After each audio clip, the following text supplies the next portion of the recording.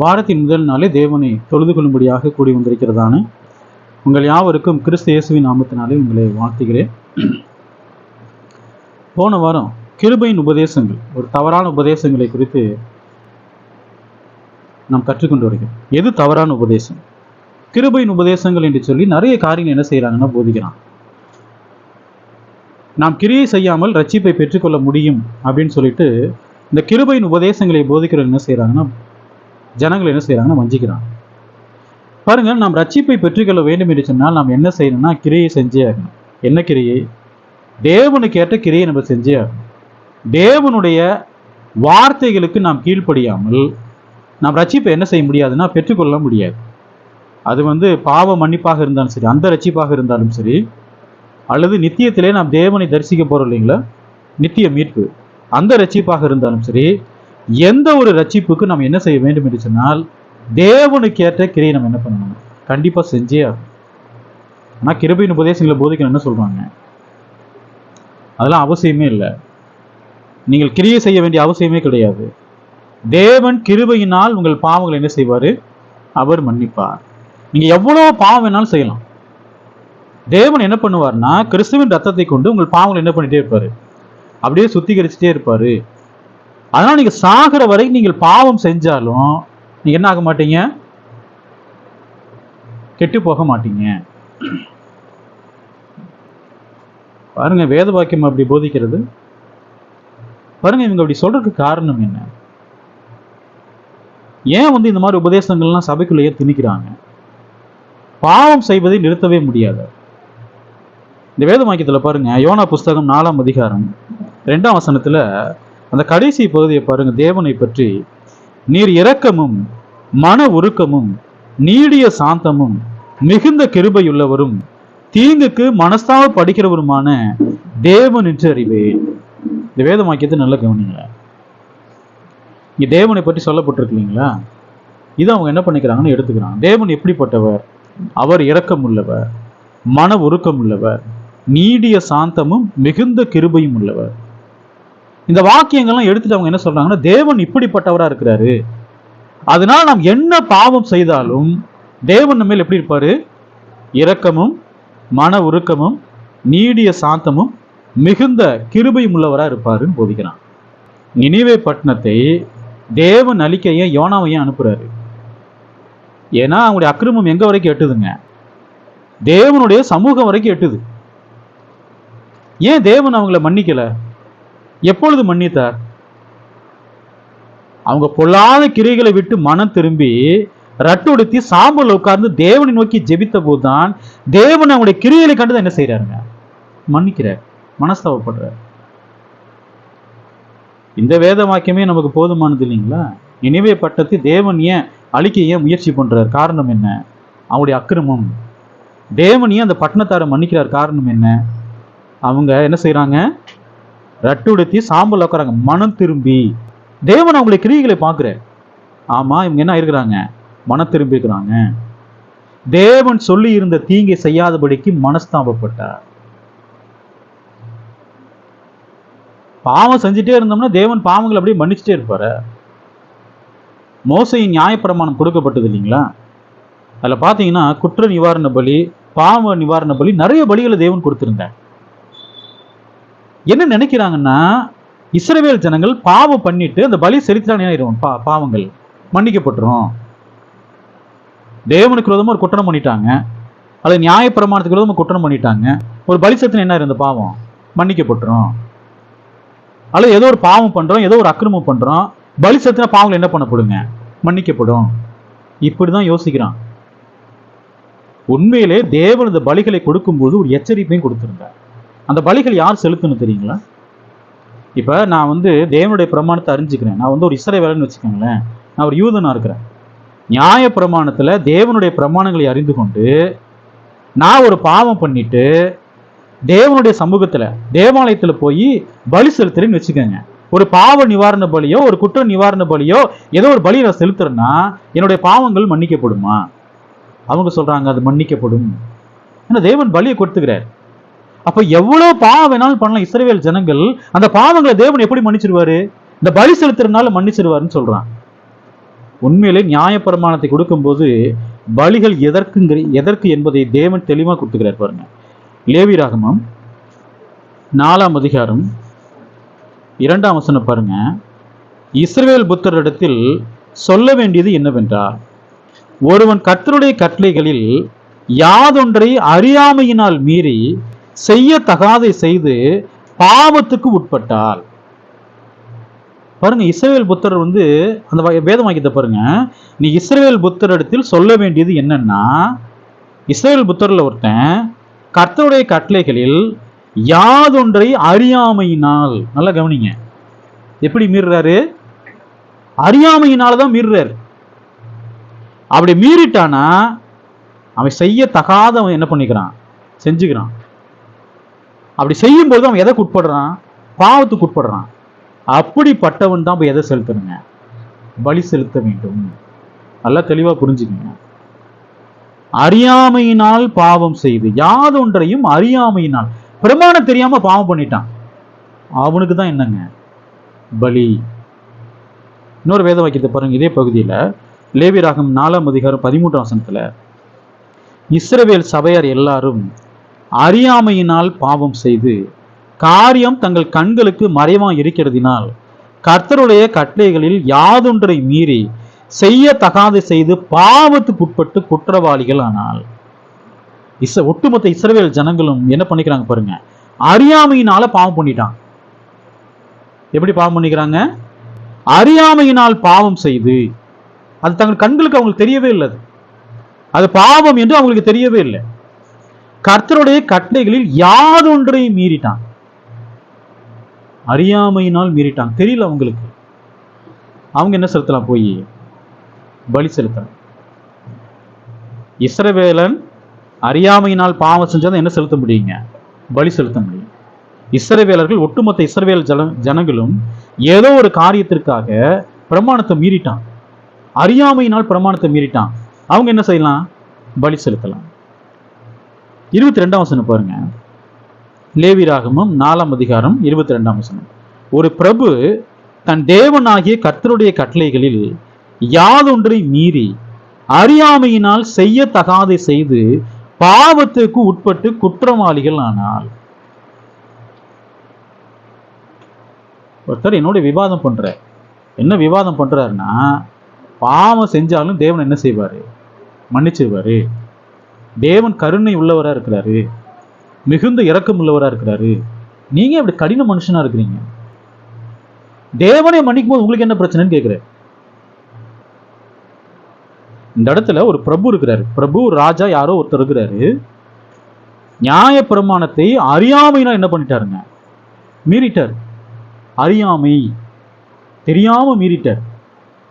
துணிகரமா மீறிக்காரு இல்ல, அறியாமையினால் மீறி கர்த்தருடைய கட்டளைகள் ஏதோ ஒண்ண அவர் மீறிட்டாருன்னா அவர் என்ன ஆயிடுறாரு? பாவத்துக்கு உட்பட்டு அவர் என்ன ஆயிடுறாருங்க? குற்றவாளி. அவர் என்ன செலுத்தலாம்? போய் பலி செலுத்தலாம். அடுத்து பாருங்க, 27ஆம் வசனம். சாதாரண ஜனங்களில் ஒருவன் அறியாமையினால் கர்த்தரின் கட்டளைகளில் யாதொன்றை மீறி செய்யத்தகாதை செய்து பாவத்துக்கு உட்பட்டு குற்றவாளிகள் ஆனால். தேவன் எல்லாத்தையுமே உள்ள கொண்டு வந்துட்டாரு. இஸ்ரவேல் ஜனங்களை ஒருத்தன், அடுத்து சொல்றார் இஸ்ரவேல் சபையார் எல்லாரும், அடுத்து பிரபு சொல்றாரு. பிரபுன்னா ஒரு ராஜா சாணத்தில் இருக்கக்கூடியவர்கள். பிரபு சொல்றாரு, அடுத்தது சாதாரண ஜனங்கள்ல ஒருத்தன், எல்லாத்தையுமே உள்ள கொண்டு வந்துட்டார் பிரமாணத்துக்குள்ள. அறியாமையினால் பாவம் பண்ணிட்டாங்கன்னா அந்த பாவம் என்ன செய்யப்படும்? அவங்களுக்கு மன்னிக்கப்படும். எப்படி மன்னிக்கப்படும்? போய் தேவனுடைய ஆலயத்துல பலி செலுத்துறாங்கன்னா அவங்க என்ன செய்யப்படுங்க? நியாய பிரமாணம் இதைத்தான் போதிக்குது. பாவ நிவாரண பலி, குற்ற நிவாரண பலி, போஜன பலி, சர்வாங்க தகன பலி, இந்த பலிகள்லாம் பார்க்கணும் பாருங்க. நிறைய பேர் என்ன புரிஞ்சுக்கிறாங்கன்னா, எவ்வளவு பாவம் பண்ணாலும் இஸ்ரவேல் ஜனங்கள் தேவன் என்ன செஞ்சுக்கிறாரு? பலி செலுத்த சொல்லிக்கிறாரு. பலி செலுத்தினா பாவம் என்ன ஆகும்? மன்னிக்கப்படும்.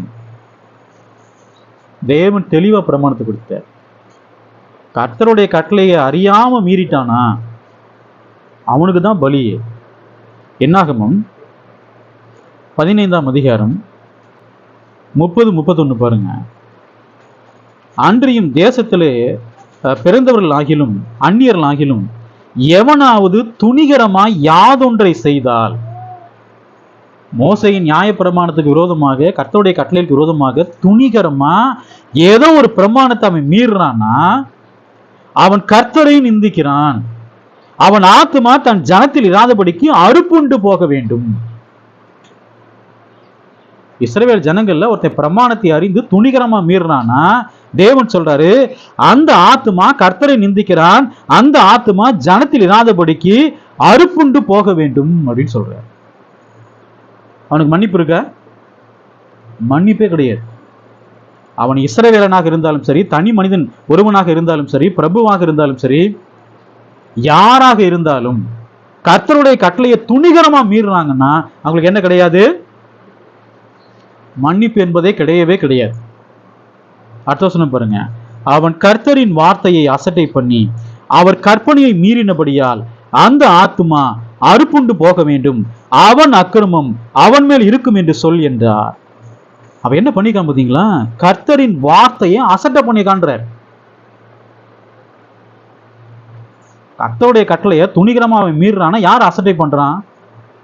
அதை கொடுத்த கர்த்தர் என்ன செய்யறாங்க? அசட்டை பண்றான். அவர் சொல்ல பாருங்க, அசட்டை பண்ணி கற்பனையை மீறினபடியால் அந்த ஆத்துமா அறுப்புண்டு போக வேண்டும், அவன் அக்கிரமம் அவன் மேல் தான் இருக்கும். அவனுக்கு பலியே கிடையாதுன்ட்ட. போன வாரம் நம்ம பார்த்தோம் இல்லைங்களா? தேவன் நீதிமான அக்கிரமக்காரன் நியாயம் தீர்க்க மாட்டான், அக்கிரமக்காரன் நீதிமான் நியாயம் தீர்க்க மாட்டான். ஆனா இவங்க என்ன சொல்றாங்க? இந்த கிருபையின் உபதேசங்கள் தவறா போதிக்கிறாங்க பாருங்க. அவங்கள என்ன சொல்றாங்க? நீங்க எவ்வளவு அக்கிரமம் பண்ணாலும் தேவன் எப்படி நியாயம் தீர்ப்பார்? நீதிமான். இந்த பூமியில நம்ம வாழும்பொழுது ஒவ்வொரு நாளும் எப்படிதான் வாழணுங்க? கிறிஸ்துவின் பிரமாணத்திற்கு உட்பட்டவர்களாய் கிறிஸ்துவின் பிரமாணத்தை மீறாம நம்ம வாழணும். நான் அக்கிரமத்தோடு கிறிஸ்துவனுடைய சன்னிதானத்திலே நியாய தீர்ப்பினால போய் நிக்கிறேன்னா கிறிஸ்துவன் எப்படி நியாயம் தீர்ப்பார்? அக்கிரமக்காரன். நான் அவரோட நீதியை செய்யல இல்லைங்களா? அவருடைய வார்த்தையின்படி நடக்கவில்லை என்று சொன்னால் எப்படிதான் நியாயம் தீர்ப்பாருங்க? அக்கிரமக்காரன். கர்த்தருடைய சபைக்கு போறதுனால பாவங்கள் மன்னிக்கப்படுமா? கர்த்தரை மகிமைப்படுத்தி பாடல் பாடுறதுனால பாவங்கள்லாம் மன்னிக்கப்படுமா? எப்போது பாவங்கள் மன்னிக்கப்படும்? அறியாமல் பாவம் பண்ணி அந்த பாவத்தை தேவனிடத்திலே அறிக்கையிட்டு ஜெபிக்கின்ற பொழுது தேவன் என்ன செய்வாருங்க? அந்த பாவத்தை மன்னிப்பார். துணிகரமா பாவம் பண்ணிட்டு தேவனிடத்துல போய் என்னுடைய பாவங்களை மன்னிங்கள் என்று சொன்னால் மன்னிப்பாரு? அப்ப தேவன் எப்படி நியாயம் தீர்க்க மாட்டார்? நான் துன்மார்க்கனை நீதிமான் என்று நியாயம் தீர்க்க மாட்டேன். என்னாகும்? 15ஆம் அதிகாரம் 27, 28 பாருங்க. ஒருவன் அறியாமையினால் பாவம் செய்தானாகில் ஒரு வயதான வெள்ளாட்டை பாவ நிவாரண பலியாக செலுத்த கடவன். அப்பொழுது அறியாமையினால் பாவம் செய்தவனுக்காக ஆசாரியன் பாவ நிவர்த்தி செய்யும்படி கர்த்தருடைய சந்நிதியில் பாவ நிவர்த்தி செய்ய கடவன். அப்பொழுது அவனுக்கு மன்னிக்கப்படும். ஆசாரியன்ட்ட தான் அந்த ஆடெல்லாம் என்ன செய்யணுங்க? கொண்டு போகணும். அவன் பிரமாணத்தை அறியாமையினால அவன் பாவம் பண்ணிக்கிறான், அதுதான் மன்னிக்கப்படுமே ஒழிய துணிகரமா ஒருத்தன் பாவம் பண்ணிட்டு அவன் பலி செலுத்த கொண்டு போனான்னா அந்த பாவங்கள் என்ன பண்ணப்படாதுங்க? மன்னிக்கப்படாது. இதுதான் மோசையின் நியாயப்பிரமாணம். பழைய ஏற்பாட்டுல மோசையின் நியாயப்பிரமாணத்துல துணிகரமான பாவங்களுக்கு மன்னிப்பு இருக்கிறதா? இல்ல. அந்த பலிகள் எதற்காக செலுத்தப்பட்டது? அறியாமையினால பாவம் பண்ணிட்டா அந்த பாவத்துக்கு என்ன செய்யலாங்க? பலி செலுத்தலாம் இல்லைங்களா? புதிய ஏற்பாட்டுல தேவனுடைய பிரமாணம் என்ன சொல்லுது?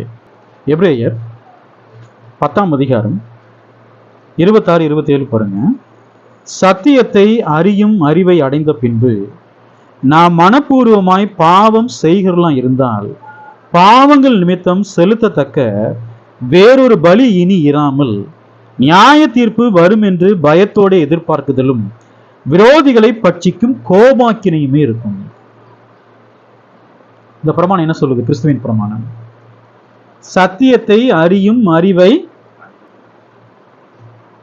சத்தியத்தை அறியும் அறிவை நீங்க அடைஞ்சிட்டீங்க. உதாரணமா ஒரே ஒரு உதாரணம் நான் சொல்றேன். அதாவது ரத்தத்தை புசிக்க கூடாது என்று சொல்லி கிறிஸ்துவின் பிரமாணம் நமக்கு என்ன செய்யுதுங்க? போதிக்குது. ரத்தத்தை நம்ம என்ன செய்யக்கூடாதுங்க? ஆட்டு ரத்தம், மாட்டு ரத்தம்லாம் இருக்கு இல்லைங்களா, அதெல்லாம் ஒருபோதும் ரத்த பொரியல் பண்ணி என்ன பண்ணக்கூடாது? சாப்பிடவும் கூடாது. அதெல்லாம் என்ன செய்யக்கூடாது? குடிக்கவும் கூடாது. பழைய ஏற்பாட்டிலும் சரி, புதிய ஏற்பாட்டிலும் சரி, அந்த பிரமாணத்தை தேவன் என்ன பண்ணியிருந்தாரு? கொடுத்திருந்தார். அப்ப நான் என்ன செய்யறேன்னா, எனக்கு பிரமாணம் தெரியும். என்ன பிரமாணம் தெரியும்னா, ரத்தத்தை புசிக்க கூடாதுங்கிற பிரமாணம் எனக்கு தெரியும்.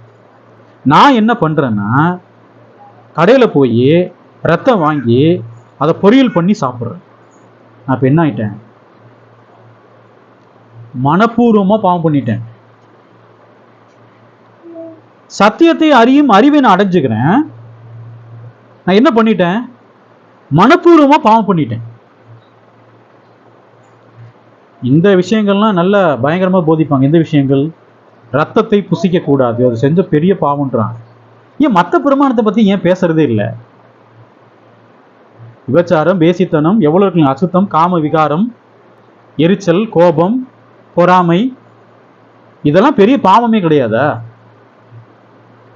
இது எல்லாத்தையும் பண்ணிட்டு என்ன சொல்லிக்கிறாங்க? நாங்கள் பரிசுத்தமான்னு சொல்லிக்கிறாங்க, நாங்கள் நீதிமான் சொல்றேன். ஆனா ரத்த பொரியல் சாப்பிட்டா ஐயோ அது பெரிய பாவம்ன்றான். அப்ப அது பெரிய பாவம், இதெல்லாம் பாவமே இல்லையா? இந்த வேத வாக்கியத்தை பாருங்க. இப்ப நான் என்ன பண்ணிக்கிறேன்னா, சத்தியத்தை அறியும் அறிவை அடைந்த பின்பு நான் எப்படி பாவம் பண்ணிக்கிறேன்? மனப்பூர்வமா நான் பாவம் பண்ணிட்டேன். சரி, எனக்கு மன்னிப்பு இருக்கிறதா?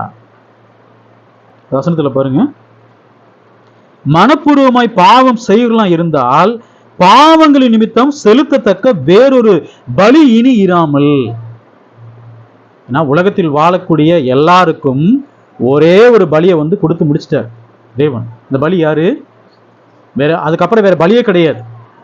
இயேசுக்கு முன்பதாக ஆட்டையோ மாட்டையோ புறா குஞ்சு என்ன செய்யலாங்க? நியாயப்பிரமாணத்துல இஸ்ரவேலர்கள் பலி செலுத்தலாம். ஆனா உலகத்தில் வாழக்கூடிய எல்லாருக்காகவும் யாரை ஒப்பு கொடுத்துட்டாரு? ஒரே பலியா தம்முடைய குமாரனை ஒப்பு கொடுத்துட்டாரு. அப்ப நான் துணிகரமா நான் பாவம் பண்ணிட்டேன், மனப்பூர்வமா பாவம் பண்ணிட்டேன். இனிமேல் எனக்கு பலி இருக்கிறதா மன்னிப்பதற்கு? இல்லைன்னு சொல்லிட்டாரு. அடுத்த வசனம் பாருங்க. அவங்களுக்கு என்னதான் இருக்குமாமா? எனக்கு என்ன இருக்கும் பாருங்க. நியாய தீர்ப்பு வரும் என்று பயத்தோடு எதிர்பார்க்குதலும் விரோதிகளை பட்சிக்கும் கோபாக்கினையுமே இருக்கும்.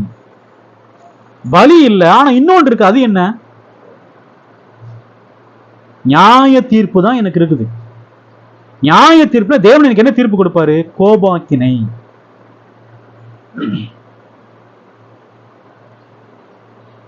இந்த வேத வாக்கியத்தை வாசிக்கின்ற பொழுது நாம் என்ன உணர்ந்து கொள்கிறோம்? துணிகரமான பாவங்களுக்கு என்ன கிடையாதுங்க? மன்னிப்பு கிடையாது. நான் போய் விபச்சாரம் செஞ்சுட்டு தேவனிடத்துல முழங்கால் போட்டு அழுது ஜெபம் பண்ணா தேவன் செவி கொடுத்துருவாரா? விபச்சாரம் செய்யக்கூடாது, வேசித்தனம் செய்யக்கூடாது என்று சொல்லி நமக்கு என்ன செய்யப்பட்டிருக்குங்க? வேத வாக்கியம் போதிக்கிறது. அப்ப நான் விபச்சாரமோ வேசித்தனமோ நான் பண்ணிட்டு போய் தேவனுடைய சமூகத்துல முழங்கால் போட்டு ஐயோ ஆண்டவரே இந்த பாவத்தை, ஐயோ பிதாவே இந்த பாவத்தை நான் பண்ணிட்டேன், என்னுடைய பாவத்தை மன்னிச்சிருங்கன்னா மன்னிச்சிருவாரா? மன்னிச்சிருவாரு. துணிகரமான பாவங்களுக்கு என்ன கிடையாதுங்க? மனப்பூர்வமான பாவங்களுக்கு பலியே கிடையாது, அதுக்கு மன்னிப்பும் கிடையாது. கிறிஸ்துவின் பிரமாணம் ஏன் இப்படி போதிக்குது? காரணம் என்ன? நாம் எல்லோரும் கிறிஸ்துவின் சாயலுக்கு ஒப்பாய் நாம் எப்படி இருக்கணுங்க? வளர வேண்டும். அவரை மாதிரி இருக்கணும். இதுதான் எப்படி இருக்காரோ அதை போல் குமாரன் அப்படிதான் இருக்கிறார். குமாரன் எப்படி இருக்கிறாரோ அதே போல நாமும் இருக்கணும். அதற்காக தான் தேவன் எதை கொடுத்துக்கிறாரு? சபை. சபையானது பக்தி விருத்தி அடையும்படியாக சிலரை அப்போஸ்தலராகவும் தீர்க்கதரிசிகளாகவும் மூப்பர்களாகவும் போதகர்களாகவும் என்ன பண்ணிக்கிறாருங்க? எதுக்கு? கிறிஸ்துவின் நிறைவான வளர்ச்சியின் அளவுக்கு தக்கதாக நாம் எல்லோரும் என்ன ஆகணும்? பூரண புருஷர். தேவன் எதற்காக முன்குறித்திருக்கிறார்? ரோமர் 8ஆம் அதிகாரத்துல தமது குமாரனுடைய சாயலுக்கு ஒப்பா இருப்பதற்கு. குமாரனுடைய சாயல் எப்படி இருக்கும்? பிதாவின் சாயலுக்கு ஒப்பா இருக்கும். நாம் யாருடைய சாயலுக்கு ஒப்பா இருக்கணும்? கிறிஸ்துவின் சாயலுக்கு ஒப்பா இருக்கணும். அறியாமையினால பாவம் பண்ணிட்டோம்னா அந்த பாவத்துக்கு என்ன இருக்குங்க? மன்னிப்பு இருக்கு. கர்த்தருடைய சபையில ஒருத்தர் பூசா வந்துக்கிறாரு. அப்பதான் ஞானஸ்நானம் எடுத்துக்கிறார் பாவ மன்னிப்புக்காக. அந்த வாரத்துல போய் ரத்த பொரியல் சாப்பிட்டாரு. அந்த வாரம் பிரசங்கம் பண்ணப்படுது. அப்பதான் அவருக்கு தெரிய வருது, ஐயோ பிரதர் போனார் என்ன பண்ணிட்டார், ரத்த புரியல, எனக்கு தெரியாது பிரதர், தேவன்கிட்ட மன்னிப்பு கேளுங்க. ஏன்னா அவர் அறியாமல் பண்ணிட்டார் இல்லைங்களா. அவர் தேவனிடத்துல போய் முழங்கால் படியிட்டு தேவனிடத்துல போய் ஜெபிக்கிறாரு, பிதாவே எனக்கு இந்த பிரமாணம் தெரியாது, அறிக்கையிட்டு ஜெபம் பண்ணி, இனிமே என்ன செய்ய மாட்டேன், இந்த பாவத்தை மன்னிப்பு இருக்கா, மன்னிப்பு இருக்கு. அப்போஸ்தலர் 3ஆம் அதிகாரம் 15ஆம் வசனம் பாருங்க. யூதர்கள் யாரை கொன்னாங்க அப்படின்னு கேட்டீங்கன்னா, யூதர்கள் யாரை கொன்னாங்கன்னா ஜீவாதிபதியை கொண்டுட்டாங்க. ஜீவனுக்கே அதிபதி. ஜீவாதிபதி என்ன, நித்திய ஜீவனுக்கு அவர் தான் அதிபதியே. ஜீவாதிபதியை கொலை செய்தீர்கள். அது பாவமா இல்லையா? இயேசுவை கொலை செய்தது பாவமா இல்லையா? யூதர்கள் பாவம் தான். ஆனா அவருடைய பாவங்கள் எப்படி மன்னிக்கப்பட்டது? 17ஆம் வசனம் பாருங்க. சகோதரரே, நீங்களும் உங்கள் அதிகாரிகளும் அறியாமையினாலே இதை செய்தீர்கள் என்று அறிந்திருக்கிறேன். அவங்களுக்கு இவர் தான் மேசியா அப்படிங்கிறது தெரியுமா? தெரியாது. இயேசுவை சிலுவையில் அறியும் சத்தம் போட்டாங்க இல்லைங்களா, அது காரணமா இருந்தது யாரு? பிரதான ஆசாரியர்கள், மூப்பர்கள், வேத பாடலை சேர்ந்து ஜனங்களை தூண்டி விடுறான், இயேசு என்ன செய்யணும். ஆனா அவங்களுக்கு தெரியாது. என்ன தெரியாது? இவர்தான் மேசியா கிறிஸ்து என்று தெரியாது. தெரியாம அவங்க என்ன பண்ணிட்டாங்க, அந்த பாவத்தை. அதான் பேதுரு சொல்ற பாருங்க, சகோதரி நீங்களும் உங்கள் அதிகாரிகளும் அறியாமையினால் இதை செய்தீர்கள், தெரியாம பண்ணிட்டீங்கன்ற. அதனாலதான் அவங்களுக்கு என்ன இருந்ததுங்க, மன்னிப்பு. லூக்கா புஸ்தகம் 23ஆம் அதிகாரம் 34ஆம் வசனம் பாருங்க. அப்பொழுது இயேசு, பிதாவே இவர்களுக்கு மன்னியும், தாங்கள் செய்கிறது இன்னதென்று அறியாதிருக்கிறார்கள். கீழே இருந்து எல்லாம் பரியாசம் பண்றாங்க. மேசியாவை தான் சிலுவையில் அறிந்திருக்கிறோம் என்பது அவங்களுக்கு தெரியுமா? கிறிஸ்துவை தான் சிலுவையில் அறிந்திருக்கிறோம் என்பது அவங்களுக்கு தெரியுமா? இந்த உலகத்தை சிருஷ்டித்த தேவனை சிலுவையில் அறிந்திருக்கிறோம் என்பது அவங்களுக்கு தெரியுமா? அதான் அப்படி ஜெபம் பண்ற. என்ன பண்றாரு? பிதாவே இவர்களுக்கு என்ன பண்ணிடுங்க, ஏன் அவங்களை மன்னிக்கணும், காரணம் என்ன? தாங்கள் செய்கிறது இன்னதென்று அறியாமல் இருக்கிறார்கள். என்ன செய்யணும் அவங்களுக்கு தெரியல. வேலை அவங்க மேசியாவை தான் சிலுவையில் அறையிறாங்க அவரு நல்லா தெரிஞ்சுன்னா இயேசு இப்படி ஜெபம் பண்ணுவாரா? பிதானத்தில் அப்படி கேட்பாரு? அப்ப இந்த வேத வாக்கியத்தை வாசிக்கின்ற பொழுது யூதர்கள் அறியாமையினால் எங்க ஒப்பு கொடுத்தாங்க? இயேசுவை சிலுவையில். அதான் கேட்கிற, உடைய பாவங்களை என்ன பண்ணிருங்க, மன்னிச்சிருங்கன்னு சொல்ற. 1 தீமோத்தேயு புஸ்தகம் 1ஆம் அதிகாரம் 13ஆம் வசனம் பாருங்க. முன்னே நான் தூசிக்கிறவனும் துன்பப்படுத்துகிறவனும் கொடுமை செய்கிறவனுமா இருந்தேன். அப்படி இருந்தும் நான் அறியாமல் அவிசுவாசத்தினாலே அப்படி செய்தபடியினால் இரக்கம் பெற்றேன். பவுல் எப்படி இருந்தாரு? எப்படி இருந்தாருங்க பாருங்க. தூசிக்கிறவர், துன்பப்படுத்துகிறவர், கொடுமை செய்கிறவர், கிறிஸ்துவின் பிரமாணத்திற்கு விரோதமா இருந்தார், கிறிஸ்துவின் மார்க்கத்திற்கு விரோதமா இருந்தார். நிறைய பேர் என்ன பண்ணாருங்க, துன்பப்படுத்தி கொலை பண்ணார். இதெல்லாம் அவர் எப்படி பண்ணாரு? மனப்பூர்வமா பண்ணாரா? எப்படி பண்ணாருங்க? தெரியாதவர். இயேசு கிறிஸ்து தேவனிடத்திலிருந்து வந்தவர் என்பது என்ன செய்யல, அவருக்கு தெரியல. அப்போஸ்தலர் போதிக்கக்கூடிய மார்க்கம் தேவனுடைய மார்க்கம் என்பதை யாருக்கு தெரியல? பவுலுக்கு தெரியல.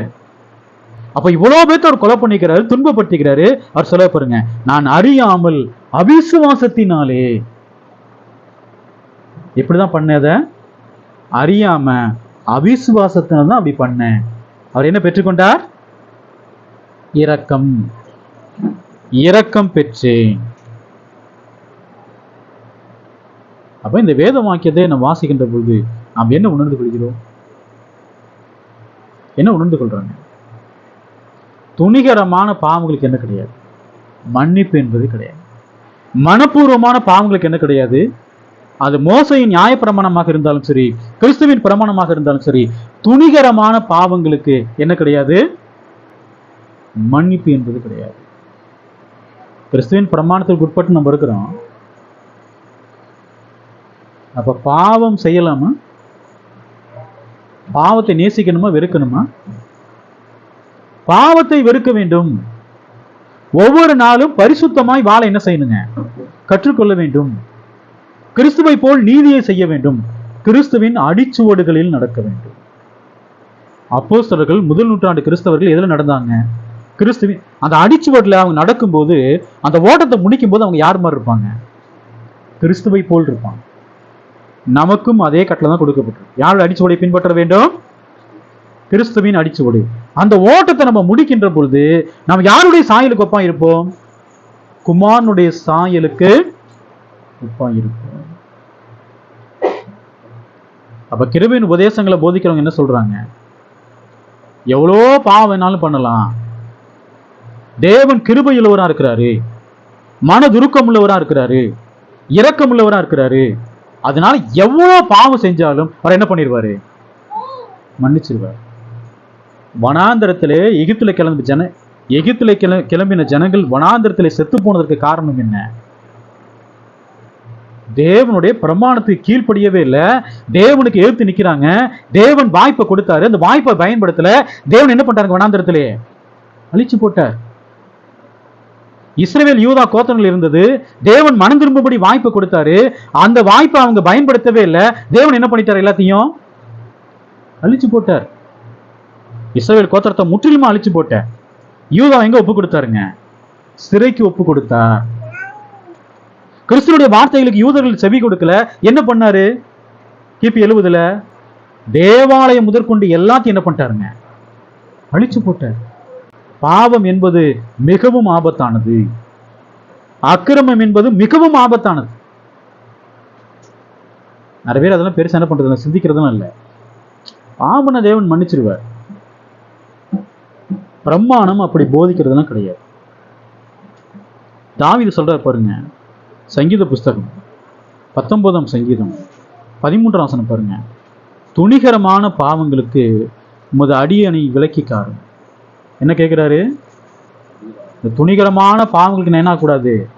உட்படக்கூடாதுன்றார். நீ எப்படியாவது என்ன செய்யுங்க? பாதுகாத்துக் கொள்ளுங்கள். நான் துணிகரமான பாவத்தை என்ன பண்ணக்கூடாது? செய்யக்கூடாது. ஆனா பாவம் செஞ்சார். அது என்னங்கிற வரக்கூடிய பாடங்களை நம்ம என்ன செய்வோங்க? அதை பத்தி நம்ம படிப்போம். அப்ப துணிகரமான பாவங்களுக்கும் அது அடியணை விலக்கி காரும். நீ பாதுகாத்துக் கொள்ளுங்க. நான் துணிகரம் என்ன செய்யக்கூடாது? பாவம் செய்யக்கூடாது. அவைகள் என்னை ஆண்டு கொள்ள ஒட்டாது. அது ஒருபோதும் துணிகரமான பாவங்கள் ஒருபோதும் என்ன செய்யக்கூடாது? ஆளக்கூடாது. அப்ப அதுல இருந்து ஒரு விலகி தன்னை பாதுகாத்துக் கொள்கின்ற பொழுது ஒரு சொல்ல பாருங்க, அப்பொழுது நான் உத்தமனாகி. எப்பதான் உத்தமனா இருக்க முடியும்? துணிகரமான பாவங்களுக்கு விலகுகின்ற பொழுது நம்ம என்ன ஆக முடியுங்க? உத்தமனாக முடியும். உத்தமனாகி பெரும் பாதகத்துக்கு நீங்களாம் இருப்பேன்ற. அது பெரும் பாதகம். ரொம்ப ஜாக்கிரதையா இருக்கணும்.